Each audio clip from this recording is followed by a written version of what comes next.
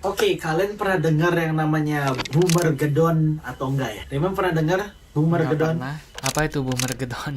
Menurut kamu Boomergedon itu apa nih? Taunya Armageddon lah. Tahu Armageddon nggak? Armageddon. Oh. Tahu Ya, nggak? gitulah.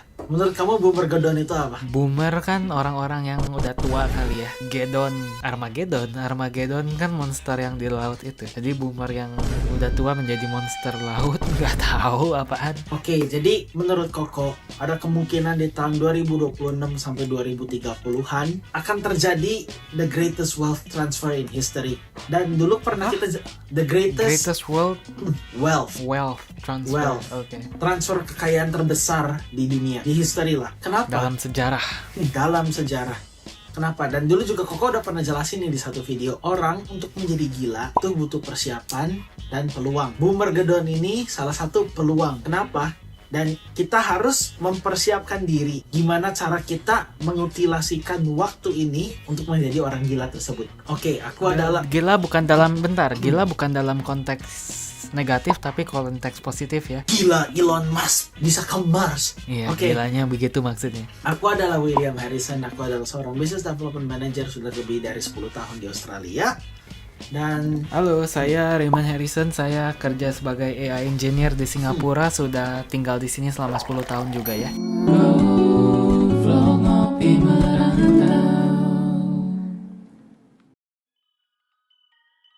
oke, mari kita masuk ke topik. Kalau misalnya beberapa hal-hal yang kita diskusiin di podcast ini membantu buat kalian, silahkan subscribe dan komen dan like channel kita ini. Soalnya kita channel masih kecil, kita punya goal, ayo di akhir tahun ini sampai awal tahun depan kita ingin mendapatkan 1000 subscriber. Setidaknya channel kita bisa monet, biar kita bisa dapat duit juga dari YouTube kita ini. Kita hilang duit nih bikin channel ini.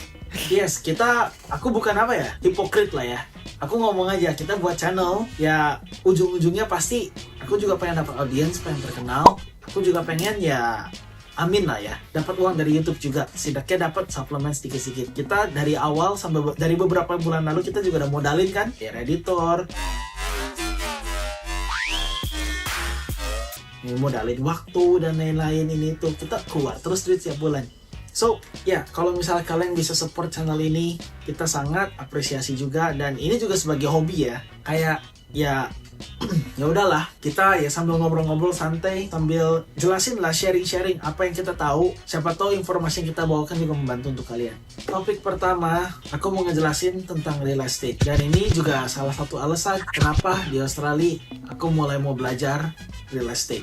Fun fact, over 50% of residential real estate di Australia itu owned by baby boomers. Dan baby boomers itu sekarang umurnya udah memasuki umur 60, yang paling muda, yang paling tua udah memasuki umur 80. Ya bentar lagi mereka meninggalkan dunia ini kali. Ya mungkin nggak lama, dalam 20-40 tahun mereka meninggalkan dunia ini. Hartanya ya bagi anak-anaknya di Gen Z kali. Nah, Koko nanya lagi satu pertanyaan. Ini kan 2026 sampai sekitar 2030. Yang umur 60 bakal apa yang kejadian? Jadi 64, jadi 65. Ya, mereka bakal ngapain? Pensiun? Satu. Nomor dua apa? Gak Downsizing. tahu. Downsizing maksudnya? Jadi downsizing itu kamu punya istri, kamu punya anak, kamu upsize beli rumah yang ada satu bedroomnya buat anak, buat keluarga. Anak-anaknya udah mulai kuliah, keluar negeri, udah mulai kerja. Apa yang kejadian? Mereka jual rumahnya atau mereka biarin buat ini, buat itu, diinvestasikan. Mereka ngapain? Ya beli apartemen yang kecil buat suami istri aja. Buat apa? Buat retirement. Itu namanya Soalnya downsizing. udah gak perlu rumah gede-gede gitu. Semua Ya, anaknya jadi udah punya keluarga masing-masing. kemungkinan besar rumah itu kejadiannya diapain? Ya dijual. Kalau misalnya 50% rumah di Australia kemungkinan tuh bakal dijual beberapa tahun ke depan ini, yang ada jadi gimana? Rumah bakal oversupply, demand-nya segitu-segitu aja. Kenapa demand-nya segitu-segitu aja? Kalau misalnya demand-nya segitu-segitu aja, soalnya sekarang juga lihat kasus di Jepang, kasus di Korea, di China, banyak orang yang memilih single atau enggak, orang yang memilih dual income household, no kids movement gitulah, ngerti nggak? Singapura juga kalau Why? lihat kita sebutnya aging population ya. Ya, aging populationnya makin besar. Negara Realistic makin itu tuh, maju makin aging population sekarang, nggak tahu kenapa. dan orang-orang tuh ngomong, what is the largest investment that you will make in your life? Investment apa yang paling besar kamu, sepertinya dengan orang-orang biasa yang kamu harus buat di kehidupan kamu? Rumah. Jadi kalau rumah-rumahnya semua udah dijual, siapa yang bakal ngambil peluang itu? Anak-anak muda. Begitu. So, Menarik. Jadi menurut kamu kayaknya dalam 4-5 tahun ke depan harga rumah bakal turun. Ini kesempatan buat anak-anak muda yang udah mulai ada duit bisa beli rumah itu. itu belum tentu loh, Ray. Belum tentu. Kan pasti ada inheritor, masih ada anak yang tiba-tiba. Contoh rumah kita di apa sih? Mungkin kita jual nggak? Koko sih nggak mau jual ya. Kenapa kita dibesarkan di rumah itu? Kita juga kayak gimana ya? Itu udah udah staple kita lah kayak. Ya pokoknya rumah kita udah menjadi kenang-kenangan masa kecil lah. Ada unsur sentimen. Untuk personal sentiment lah, dimana Koko sendiri juga Koko nggak mau Sentimental ngejual. value. Sentimental value. Jadi kalau misalnya itu yang terjadi, ya begitulah. Pasti ada lah yang seperti itu kasus-kasusnya. So, bukan berarti Koko bisa predict the future. Bukan berarti Koko bisa, masa depan tuh bakal begini. Kalau misalnya Koko bisa tahu masa depan bakal kayak gimana, ya sekarang Koko udah menjadi orang yang kaya lah. Setidaknya yang Koko mau bawain itu, ini adalah sebuah peluang menurut Koko. Gara-gara ini adalah sebuah peluang, alangkah baiknya membuat persiapan untuk peluang ini dibanding ada peluang, cuman nggak ada persiapan, sama aja bohong. Ngerti nggak sih? Jadi waktu peluang ada kita berkata siap tuh yang sudah dibahas. Bedanya orang sukses dan tidak sukses di 5 tahap kegoblokan ya video itu ya. Ya pokoknya kalau Anda ingin sukses, kamu itu harus punya kesempatan dan punya peluang. Dan Kesempatan kamu tuh dan harus peluang sama punya kamu tuh harus punya kesempatan Kesempatan dan persiapan. Kalau kamu cuma punya persiapan doang, kamu gak akan bisa sukses. Soalnya peluangnya belum dapat. Cuman kalau misalnya kamu punya peluang doang tanpa persiapan, kamu tidak akan bisa sukses juga. Kenapa? Soalnya kamu belum tentu bisa mengelolanya. Udah terjadi ke beberapa teman-teman kita sendiri yang sudah dijelaskan di podcast sebelah, yaitu 5 level kegoblokan. Itu pertama. Nomor 2, financial market.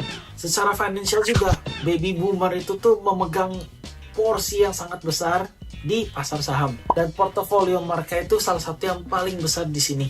Contoh, mereka baby boomer juga dulu sebelum rumah harga naik selangit kayak gitu, baby boomer tuh cuma butuh waktu sekitar 3 tahun untuk menabung satu rumah. Kita harus nabung sampai berpuluh-puluh tahun untuk mendapatkan satu rumah doang. Harganya naik banget. Kenapa? Soalnya rumahnya udah diborong sama mereka. Terus secara financial juga sebagian besar usaha-usaha itu dipunyakan dengan baby boomer. Nah, kalau misalnya mereka udah mau mulai pensiun, usahanya diserahin ke anaknya, dan anaknya belum terlalu punya banyak persiapan, apa yang bakal kejadian? Ini sudah kejadian ke beberapa teman-teman kita yang mereka papahnya merintis dari awal sampai akhir. Anaknya nggak punya persiapan, tiba-tiba perusahaannya diambil alih sama pamannya, anaknya ditendang sama perusahaannya, dan lain-lain. Banyak yang sampai kayak gitu, dan akhirnya gimana? Kacau. Dan bakal ada turnover lah, bakal ada kayak berantem lah sekitar dari keluarga. A pengen A, B pengen ini, perselihan keluarga yang membuat performa company-nya sendiri juga tidak terlalu baik, yang bisa diambil alih sama pegawai-pegawainya sendiri. Jadi saham-saham dan lain-lain bakal gimana? Ada kemungkinan bakal turun juga kalau misalnya itu kejadian. Belum tentu semua seperti itu. Hey, jangan skip dulu video ini. Percaya nggak kalian kalau aku bisa bikin kartu ini melayang ya? Kalau aku bisa, kalian harus janji subscribe ke channel-channel kami dan tonton video kami yang lainnya ya. Ayo kita lihat. Hey, melayang beneran ini.